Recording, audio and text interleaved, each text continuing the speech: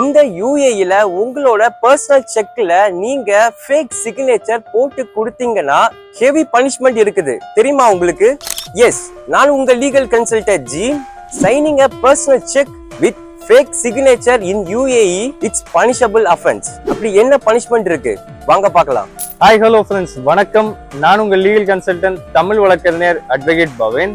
S, யூஏஇல உங்க personal செக்ல நீங்க யாருக்காரு check hand over பண்ணும்போது ஃபேக்கான சிக்னேச்சர் கிரிமினல் இன்டென்டோட நீங்க போட்டு கொடுத்தீங்கன்னா ஹெவி பனிஷ்மெண்ட்ஸ் இருக்குது. என்ன பனிஷ்மெண்ட் பாத்தீங்கன்னா, நீங்க செக்ல என்ன அமௌண்ட் ஃபில் பண்ணி கொடுக்குறீங்களோ அந்த அமௌண்ட்ல இருந்து 10% ஃபைன் உங்களுக்கு கோர்ட்ல இருந்து ஆர்டர் ஜட்ஜ்மெண்ட் வரும்.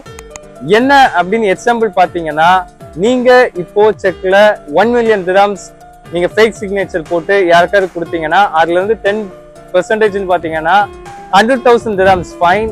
அண்ட் 2 மில்லியன் திராம்ஸ் நீங்க செக்ல ஃபில் பண்ணி ஃபேக் சிக்னேச்சர் போட்டு கொடுத்தீங்க 200,000 திராம்ஸ் ஃபைன் உங்களுக்கு கோர்ட்ல இருந்து ஆர்டர் பண்ணுவாங்க. அது மட்டும் இல்லாம இம்ப்ரிசன்மெண்ட்டும் இருக்குது.